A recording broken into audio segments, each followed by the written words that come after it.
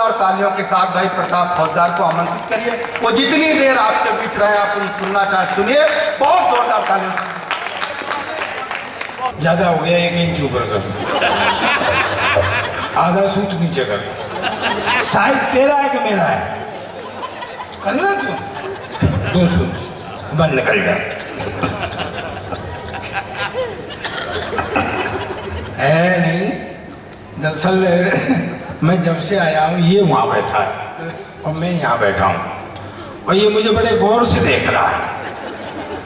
ये काम वीर सिंह जी मैंने इसलिए कराया है, मैं कहा ये भी कोरा सरदार ही समझ रहा है। तू आ जा, जब तक बाजार जुड़ा नहीं जेब कटा के आ गया। ले लिया फोटो? सच में ले लिया है? तू ईमानदारी बता, तू सरदार का फोटो पहली बार ले रहा है क्या? है कभी यहाँ से कभी यहाँ से कभी। अरे बावड़े, सरदार का फोटो किसी साइड से ले दे, एक जैसा ही आता है।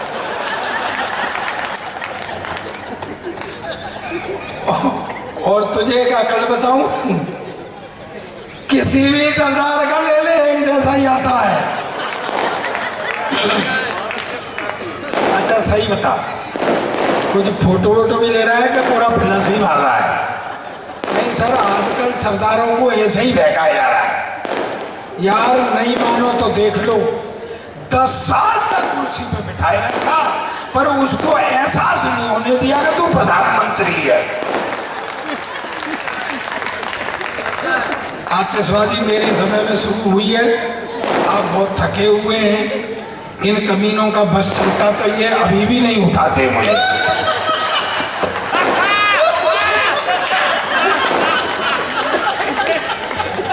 मतलब सब आ गए, मोटे पतले लंबे ये वे, मतलब सरदार का नंबर ही नहीं ले रहे। वीर सिंह जी मुझे मिले, आजकल सैनिकों का कॉन्फिडेंस बढ़ा हुआ है।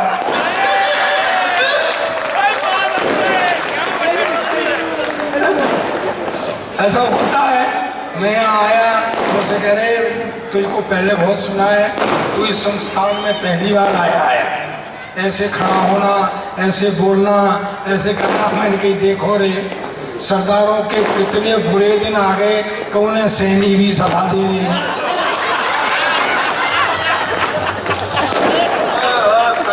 बहुत सियाने मत बनिया करो, बुद्धि के मामले में तो सरदार और सैनी साधु साधु है। यार सीएम बन गए सदा से, हम 10 साल तक पीएम रहे, हम कुछ बोले क्या?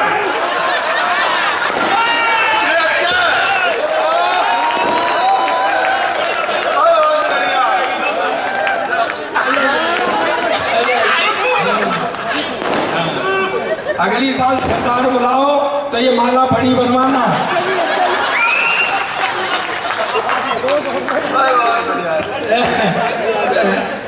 बैठ रहा, अभी नहीं, अरे बैठ रहा। ये खेल तमाशे तो बहुत देखे मैंने। और आप नहीं आना, वीर सिंह जी को भेजना, किसी बहाने से खड़े हो जाया करो, इस सोफे को भी साथ लेनी होती है।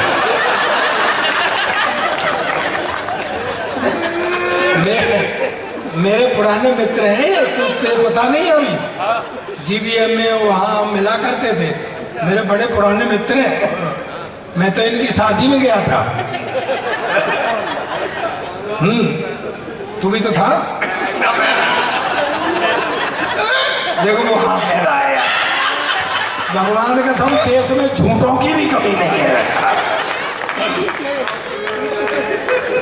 मैं तो इनकी शादी में गया था, ये हाथी पे चढ़ के गए थे। मैंने कही वीर सिंह हाथी पे क्यों? कहते अरे घोड़े ने मना कर दिया। मैं कहा सही है, शादी तुम्हारी होगी, यहाँ तुम हत्या घोड़ा करेगा। जब ये हाथी पे चढ़ के वहां पहुंचे ना ससुराल में, तो वो सालियां हंसने लग गई। ये बोले क्यों? कभी हाथी नहीं देखा है? बोले जीजा जी हाथी तो देखा है, पर हाथी के ऊपर हाथी पहली बार देखा।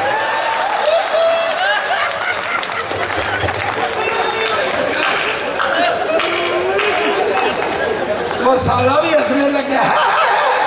बोले क्यों, तेने भी हाथी पे हाथी पहली बार देखा है? बोले नहीं, मैं तो इसलिए हंस रहा हूं, पट्टों ने क्या बैलेंस बनाया है। अरे आधा घंटे तक तो वो मेरी भाभी परेशान रही कि माला नीचे वाले के डालूं।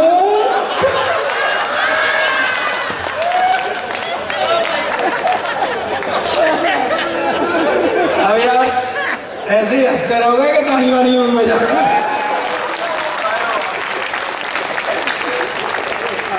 मस्ती बांटो हो।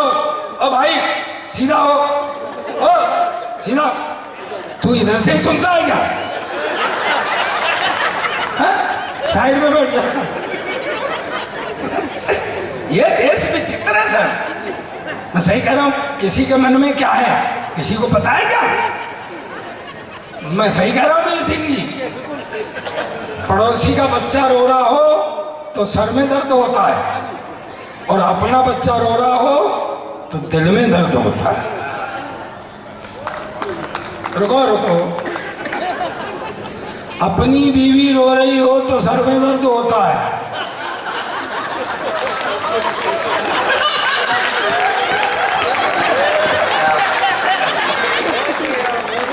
मैंने कही तो नहीं है।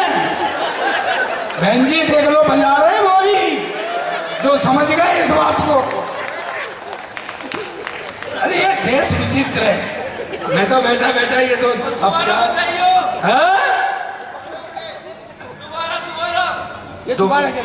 तू कितनी बार में हाई स्कूल फेल हुआ था?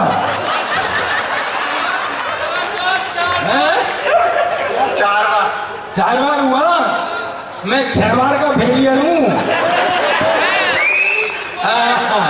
तेरा बड़ा भाई हूं मैं। नीचे से मत बोल। नीचे से बोलने का मतलब है, आयुर्वेद में इसे पेट की खराबी कहते हैं।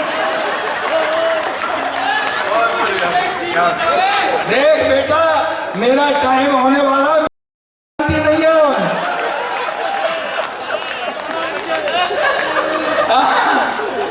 मस्तियां लो यार, ये भाई कि प्यार मोहब्बत की बात है। देखो भाई, गीत गाना तो मेरे बस का रोग है नहीं, और वैसे भी सरदार गीतकार हो तो ऐसा लगता है बिना लाइसेंस के ट्रक चला रहा है। एक बार शुरू हुआ रुकता ही नहीं। अच्छा, गीत वाले नापते भी बहुत लंबी हैं।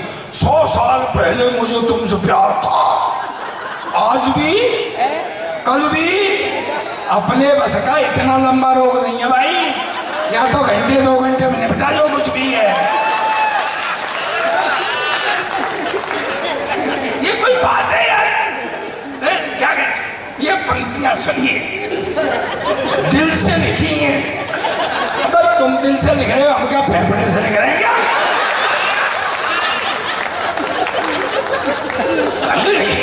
यार आप तीनों को, सफेद सफेद तीनों बैठे हुए हैं, मैं आप तीनों को प्रणाम करता हूं। ऐसे लग रहे हैं जैसे गांधी जी छोड़ गए थे। मेरे सामने बैठना बड़ा, मेरा शो तो देखते ही होंगे आप, बड़ा बैठना बड़ा मुश्किल होता है। वो तो मैं कह नहीं रहा हूं। आइए भाई साहब, आप कहाँ चले गए थे? आपकी वेट कर रहे थे। मैंने रोका नहीं था आपको, आपके चेहरे पर तनाव बहुत था। अब ऐसी शांति है जैसे आदमी को वोट डालने के बाद आती है।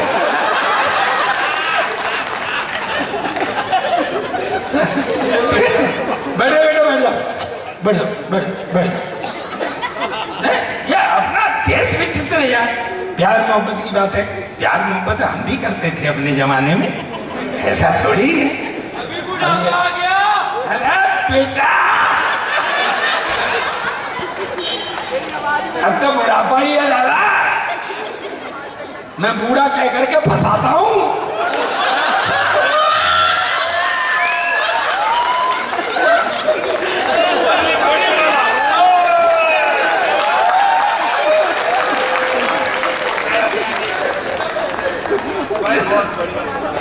नहीं यार, हमारे जमाने में भी होती थी। थी प्यार मोहब्बत तो हैं? अब ये लड़के ये चिल्ला रहा है नीचे से, जवान जवान बेटा तुम ठगे जा रहे हो, अपनी गर्लफ्रेंड के मोबाइल में पैसे तुम डलवाते हो, बात वो किसी और से करती है।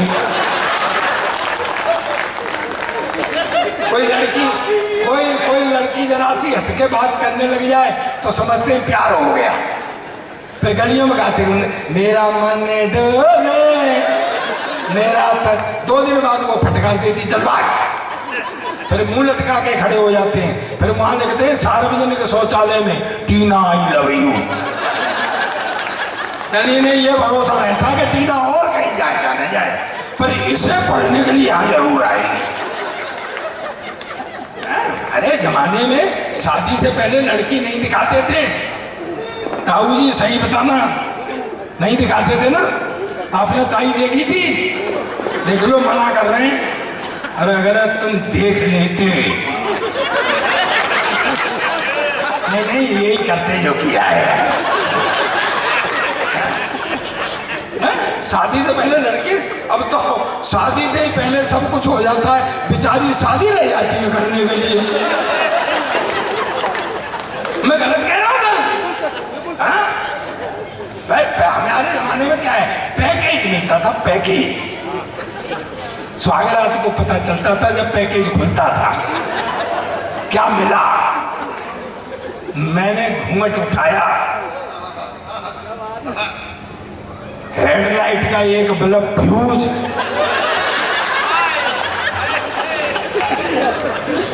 लेकिन वीर सिंह जी निभाया। 2-3 दिन बाद मुझसे बोली चल मुझे शॉपिंग करा के ला, बाजार ले चल। मैं बाजार ले गया, चलते चलते मुझसे बोली क्यों जी ये एक साइड का बाजार क्यों बंद है? मैंने कहा चिंता मत करे, जब लौट के आएंगे तो इधर का खुल जाएगा, इधर का।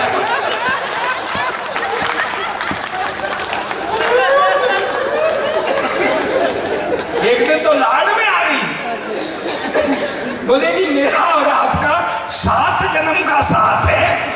मैंने कही भगवान साथ तो तू भले ही 8 जन्म का रख ले, पर अगली बारी अब बदलवा गया ना।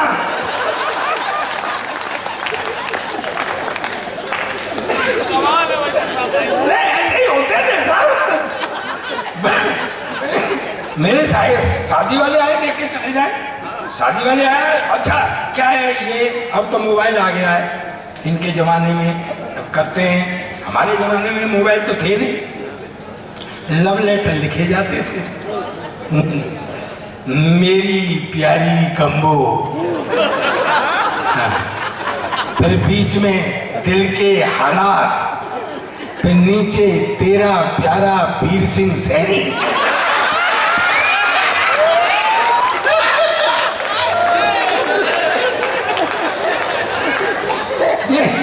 होते थे, उसके घर फेंकने जाते थे। शाम को जूते चल गए, शर्मा जी क्या फेंकी हो, वर्मा जी क्या करी गई, ये होता था। अब क्या है, तो ये मोबाइल वो शुरू वो भी कहीं अकेले में बैठी है, टुन वो भी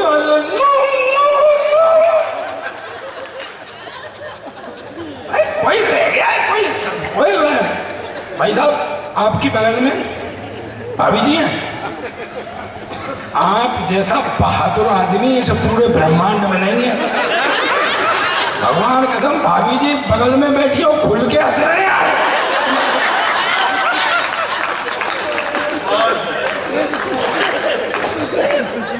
ये देश विचित्र है सर। हाँ?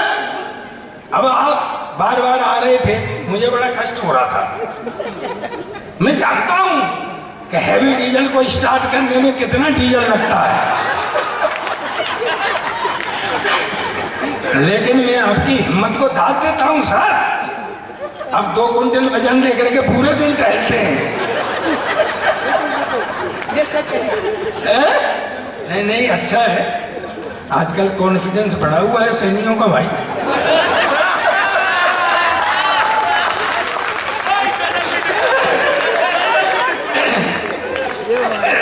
आपको पता नहीं होगा, मैं कह रहा हूँ कैमरे के सामने, मुख्यमंत्री जी मेरे बहुत अच्छे दोस्त हैं, बहुत अच्छे काम कर रहे हो ना, और मैं पहुंच जाऊं तो बात नहीं करते हैं मुझसे। बहुत अच्छे दोस्त हैं, नहीं वास्तव में अच्छे दोस्त हैं। अच्छा, मैं तो ईमानदारी से कह रहा हूं कि ये कवि आ रहे थे, हर कवि के बाद 10-15 आदमी उठ रहे थे, तो मैं सोच रहा था कि इस पूरे पांडाल को खाली करने में कितने कवि और लगेंगे। अच्छा, बीच में मेरा नंबर आ गया तो मैं कि चलो जो बच्चे खुशी मिल गए उनको ही प्रणाम करता हूँ। दोस्तों, हम एडिक्ट हैं, हम नशेबाज हैं, हमको नशा है, और हमारा नशा ये है कि हम आपके होठों पर मुस्कुराहट देखना चाहते हैं, आपके होठों पर हंसी देख। हाँ, आ जाओ अब कौन कौन आ रहा है? इंटरवल है। हाँ भैया, भैया 2 माला जोड़ लो। यार तुमसे हद हो गई, भगवान कसम, नहीं ऐसे कंजूस आदमी तो मैंने कहीं नहीं देखे। मतलब एक तो माला छोटी है, दूसरे उस जगह फूल नहीं लगाया है जो पीछे आती है।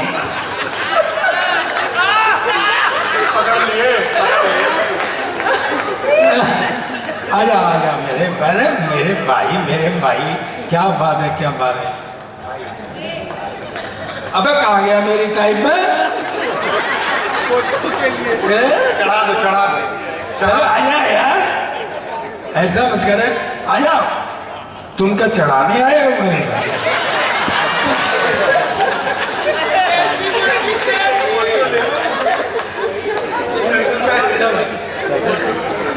तू यहीं आके सेट करता है बैठे इसको।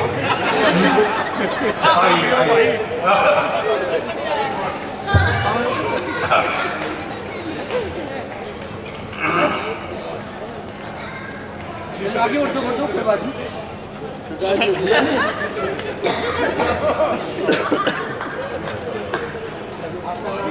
आपका नाम क्या है? पवन सैनी। तो आप इनके भाइयों का साड़ू हो?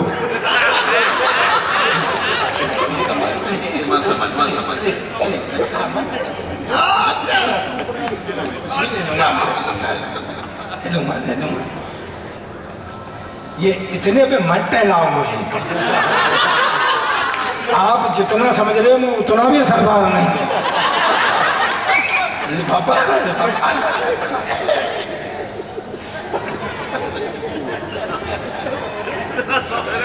हाँ, एक छोटा नोट दे करके टहला रहे हैं। कितना दिमाग है आपके अंदर सर? सैनी साहब, कितना दिमाग है आपके अंदर? आपके अंदर टोटल जितना दिमाग है ना, उतना तो मेरा खराब रहता है।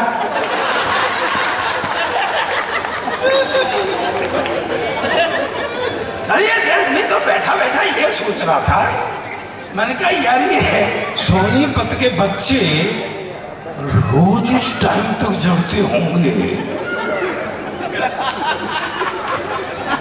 आप गलत समझ रहे हैं भाई साहब? मेरा मतलब है सुबह स्कूल जाने में परेशान करते। क्या बच्चा एक मेरे पास भी है, पिछले 5 साल से एक ही क्लास में पढ़ रहा है। कल परसों मैंने बुला के कहीं में बेटा कुछ पढ़ा लिखा कर, कहता पापा जब सारे पढ़े लिख जाएंगे तो कोई सरदार भी रहेगा। और मैं कहा आजकल सरदार सबसे ज़्यादा पढ़े लिखे, देख ले इतना पढ़ा लिखा कोई सरदार नहीं आया जितना अपना प्रधानमंत्री था। कहता क्या खाक पढ़ा लिखा था, मैडम की बात मानता था। मैं कहा मैडम की बात तो ये सारे ही सरदार मानते हैं, घर में किसी की नहीं चलती है। मैं बहुत देर से देख रहा हूँ भाई साहब, पहले भाभी जी की तरफ देखते हैं तब हंसते हैं। मैं कहा बेटा कुछ भाइयों में उठने बैठने काबिल कर, कुछ ऐसा कर जिससे मेरा सिर ऊंचा हो। तो रात के 12 बजे 2 तकिए लेके मेरे सिर के नीचे देने लग गया। मैं कहा साढ़े तू क्या कर रहा है? कहता तू तो कह रहा था कि मेरा सिर ऊंचा कर। मैं कहा बेटा ऐसे नहीं, पढ़ाई लिखाई में कुछ ऐसा करे जिससे मेरा सिर ऊंचा हो। सुबह तड़के आ गया, बोले पापा आज मेरे स्कूल में एनसीसी वाली अफसर ने आना है लड़का सेलेक्ट करने के लिए। भाई कुछ जनरल नॉलेज के बारे में बता दे। मैं कहा बेटा एनसीसी वाले अफसर तो रिटायर्ड मिलिट्री अफसर होते, देशभक्ति की बात ज़्यादा करते, तेरे से ये भी पूछ सकते हैं देश आज़ाद कब हुआ था, तो तू बता देना। सन 1942 में तैयारी सी होने लग गई थी और 47 में हो गया था। और ज़्यादा से ज़्यादा तेरे से ये पूछ सकते हैं कि भाई इसमें योगदान किसका किसका था, तो तू बता देना। वैसे सारी पब्लिक का योगदान था, पर नेहरू, गांधी, चंद्रशेखर, भगत सिंह जैसे लोगों का सबसे ज़्यादा। पर भाई जी वो तो बेड़ा गर्क कर आया। दरअसल उस अफसर ने उससे सवाल ही कुछ और पूछ लिया, तो कि बेटे तेरा जन्म कब हुआ था? कहता जी सन 1942 में तो तैयारी सी और 47 में हो गया था। कहता जी अब आप मुझसे ये पूछोगे कि इसमें योगदान किसका किसका, तो वैसे तो सारी पब्लिक का योगदान था। नेहरू कांग्रेसी नेताओं का सबसे ज्यादा था। अब मैं फिटे मुंह तेरे, तू जिनकी बात करता है, मैं पता है भगत सिंह जी जब तेरी उम्र के थे क्लास के मॉनिटर बन गए थे, तू साले बन सकता है? कहता पापा मेरी उम्र के तो क्लास के मॉनिटर बन गए थे, पर जब तेरी उम्र के थे ना तो फांसी पर चढ़ गए थे। हमेशा उल्टी पर। टाइम ज़्यादा हो गया है, मैं बच्चे को सुला देता हूँ। कितनी देर तक अपने को चलाना है? बेटा तू काय के लिए यहाँ आके फंसा है? तो आगे से देखना चाह रहा है सरदार का मुंह कैसा लग रहा है कविता पढ़ते समय। देखो मतलब सरदारों को कुछ समय यादव भी क्या टिप्पणी कर रहा है। मेरी बात सुनो। क्या कह रहा था? नहीं क्या कह रहा था वीर सिंह जी? क्या कह रहा था? इसने आदि कहा मैं वहां रहता हूँ इटावा में, उधर डकैत रहते हैं, इधर सैफई में नेता रहते हैं। अबे दो तरीके की बात करने की बात का बात एक ही है। समझ में आई हो तो ताली बजा कर बताओ मुझे। यही नहीं कह रहा है उधर डकैत रहते, इधर नेता रहते, बीच में लुटे पिटे लोग रहते हैं। ये बताने आया कि 12 बज चुके हैं। बेटा अब सरदार को 12 बजने की जरूरत नहीं है, अब तो 12 बजने के लिए सरदार की जरूरत है। सरदार तो जब खड़ा हो जाए तभी 12 बजे समझो। अच्छा कीड़े मेरे पड़ेंगे कीड़े, तू तो ये सोच के कीड़ों को मैं पड़ गया तो, और मैं और कीड़े दोनों मिलके तेरे पड़ गए तो। बस की बात। बेटा बैठ जाओ बैठ जाओ बैठ जाओ। ये किस फाइल की है? इन दोनों पन्नों को उस फाइल में लगाओ। अच्छा जल्दी क्या भाई? अब मुझे पता है मेरे भतीजे हैं, मैं जानता हूं, मैं मेरे भतीजे हैं, मैं घर आऊंगा इनसे मिलने के लिए।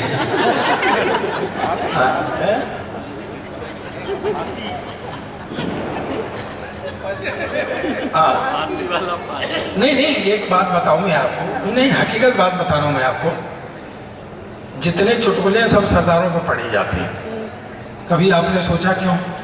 मैं बताता हूँ। पहली बात तो ये कि हमारी आइडेंटिटी है भाई। कोई आके कहे एक आदमी था तो क्या फिगर बनेगी भाई, लेकिन जैसे कहता है एक सरदार था एक फिगर बनती है। और दूसरी बात यह है आगे से पीछे तक हर व्यक्ति की, मुझे पहली बार ताली के लिए कह रहा हूँ, आगे से पीछे तक ताली चाहिए। दूसरी बात यह है कि जहाँ भोलापन और बहादुरी दोनों चीज इकट्ठी हो जाती है वह मस्ती अपने आप उत्पन्न। एक अंग्रेज आया मुझसे बोला सरदार जी, ये मेरा ब्रांड है सुनना, मुझसे बोला सरदार जी तुम्हारा देश बहुत गरीब। मैं पहली बात तो ये देश गरीब नहीं, और है तो साले तुमको क्या मतलब है? कहना है सरदार जी तुम हिंदुस्तान की इतनी हिमायत करते हो, तुम हिंदुस्तान के बारे में क्या जानते हो? मैंने कहा मेरा देश है हिंदुस्तान, मेरा वतन है हिंदुस्तान, मैं नहीं जानूंगा तो तू जानेगा क्या? बोले बताओ तुम्हारा राष्ट्रीय पक्षी? मैंने कहा मोर। बोले राष्ट्रीय पशु? मैंने कहा शेर। बोले राष्ट्रीय झंडा? मैंने कहा तिरंगा। बोले हाँ तुम फंस गए ना। उसमें 3 रंग होते हैं, ऊपर सैफरन कलर केसरिया हिंदू का, सफ़ेद क्रिश्चियन का, हरा मुसलमान का। तुम तो सिख है, तुम्हारा झंडे में क्या है? और मैं क्या बेवकूफ़ अंग्रेज, तो ये कौन समझाए, ये जो झंडे में डंडा है ये साले तेरे बाप का है क्या? पर अंग्रेज तो अंग्रेज क्या है, अंग्रेज बोला मुझसे कि वो सर कोई आदमी ऐसा बताओ जो मुझे हिंदुस्तान घुमा दे। तो वो गाइड ने कहा कि घुमा देंगे, गाइड ने कहा घुमा देंगे हिंदुस्तान। बोले चलो। तो वो पंजाब से चलना था और बोले साउथ तक जाना है। तो बोले पहले पढ़ेंगे पंजाब हरियाणा। 3 आदमियों से सावधान रहना। बोले किससे? कि एक तो सरदार से। बोले ठीक। हरियाणा में आएंगे एक जाट से। बोले ठीक। और आजकल सैनियों से। मैं इस जो हुआ है ना चुनाव, इसकी पोल खोल लूंगा, मैं बता रहा हूं आपको। हाँ सुनना। एक सैनिक से बोले ठीक है चलो। चले गए, पंजाब पहुंचे, सामने से सरदार जी आ रहे थे। तो वो गाइड अंग्रेज से बोला पूछ 12 बज गए क्या? अंग्रेज बोला अभी तो 9 बज रहे हैं। अरे बोले तू पूछ ना। आ गया अंग्रेज बातों में। बोला 12 बज गए क्या? जो सरदार घूमा, डाल डाल के मारा, पटाख पटाख के मारा, और 9 बजे से मारा और 12 बजे तक मारा कि साले आप बजे मारा। वो कूट के चला गया। बोले ये कौन था? बोले ये सरदार था। बोले यार ये तो खतरनाक था। हरियाणा में आ गए, एक चौधरी चला आया जाट सामने से। तो वो उनने कहा कि मूंछ पे ताव दे, मूंछ पे ताव। अब अंग्रेज को मूंछ तो थी नहीं, वो ऐसे ऐसे करने लग गया। चौधरी बोले अच्छा खेत है नहीं और हल चला रहा है।